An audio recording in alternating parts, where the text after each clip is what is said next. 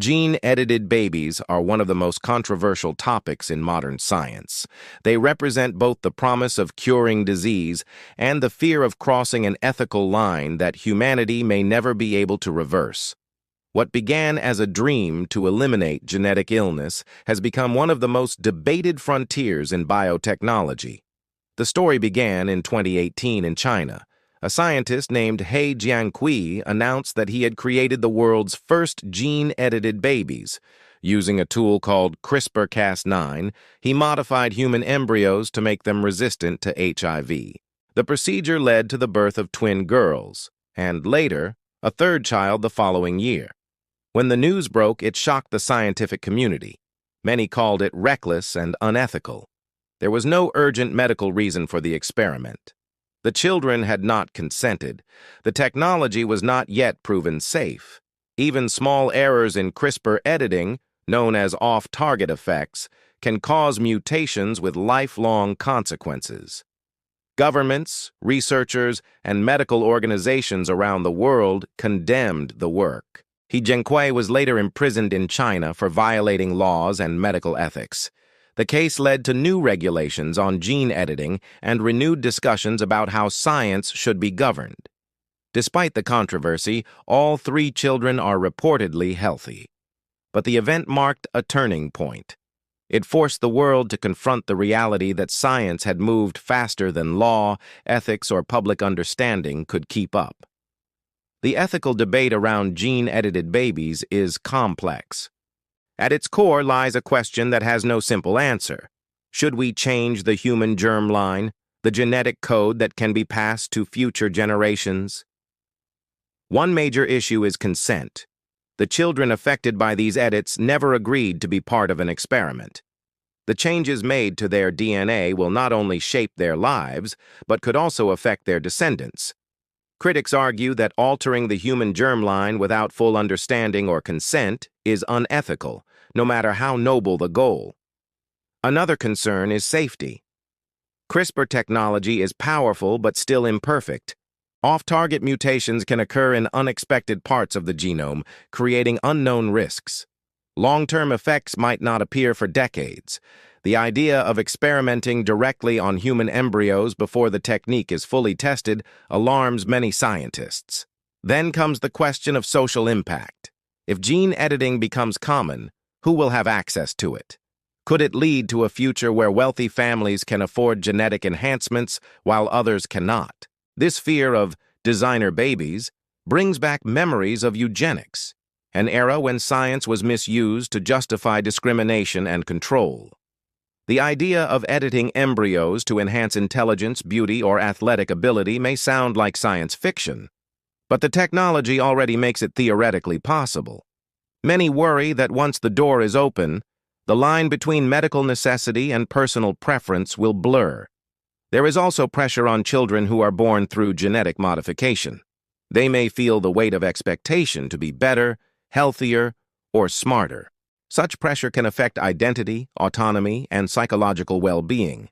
Scientists and ethicists argue that every child deserves the right to an open future, one not predetermined by genetic choices made before birth. The 2018 incident in China exposed deep flaws in scientific oversight. It showed that self-regulation within the research community is not enough. The experiment happened despite global guidelines discouraging germline modification. It raised the urgent question, who decides what boundaries science should respect?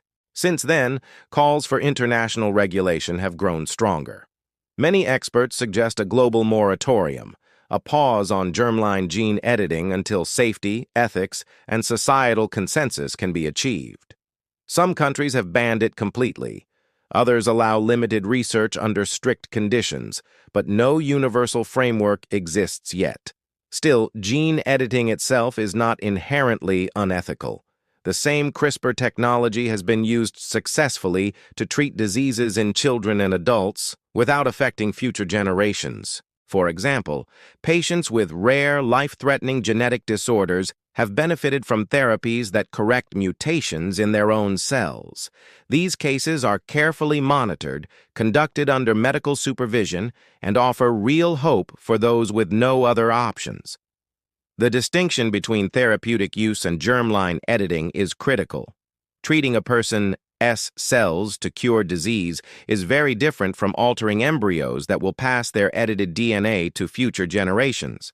Most scientists agree that while gene therapy for treatment is ethical when done responsibly, germline modification remains too risky and morally uncertain. Public opinion reflects this divide. Surveys show that most people support using gene editing to prevent or cure serious diseases, but there is far less support for using it to enhance traits like intelligence or appearance. The general consensus is clear. Gene editing should heal, not enhance. The debate also touches on how we define humanity itself. Some believe editing our DNA could be a natural extension of evolution, a tool to overcome suffering and improve life.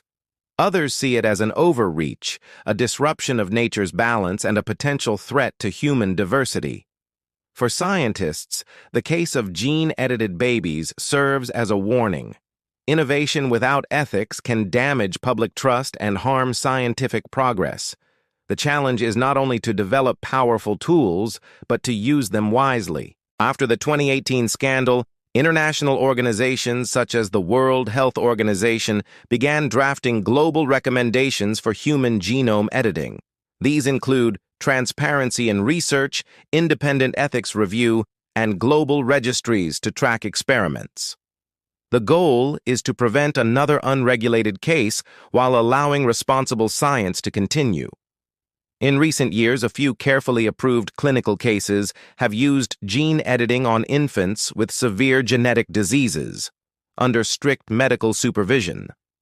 Unlike germline editing, these treatments do not alter reproductive cells and therefore do not affect future generations. They represent the cautious, ethical use of gene editing technology for medical benefit. Even with these successes, ethical tension remains. How do we balance the potential to eliminate disease against the risk of unintended harm? How do we ensure that access to these technologies is fair and not limited to the wealthy? And how do we decide which genetic traits should be changed, if any? The issue is not only scientific but deeply social and philosophical. It raises questions about identity, equality, and what it means to be human. Once we begin rewriting the code of life, where do we stop? For now, most experts urge patience. The science must advance under strict ethical guidance. The technology must be proven safe before it can ever be applied to embryos again. Society must also have an open and informed dialogue about its implications. Some ethicists suggest that humanity should set permanent boundaries. Others believe that with enough knowledge and caution, gene editing could one day be used responsibly to eliminate inherited diseases forever. Both sides agree, however, that decisions of such magnitude cannot be left to individual scientists or private companies alone. The story of the gene-edited babies reminds us that science exists within society, not above it. It has the power to transform lives, but also the potential to harm when unchecked. Ethics, transparency, and public trust are as essential as innovation itself.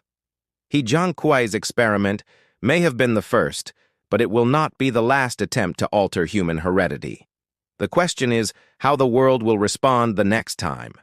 Will we be prepared with clear rules, or will we repeat the same mistakes under new names and technologies? For now, gene-edited babies remain more of a warning than a breakthrough. They symbolize both our growing power to shape life and our struggle to define the limits of that power. Gene editing can cure diseases, restore health, and improve quality of life. But using it to design future generations is a leap into the unknown, scientifically, ethically, and morally. As humanity stands at this crossroads, one truth is clear: the conversation must continue. Scientists, policymakers, and citizens must work together to decide what kind of future we want. The choices made today will shape not just the next generation, but every generation to come. Gene-edited babies are a reminder of what science can do, and a warning of what it must never do without wisdom, caution, and humanity.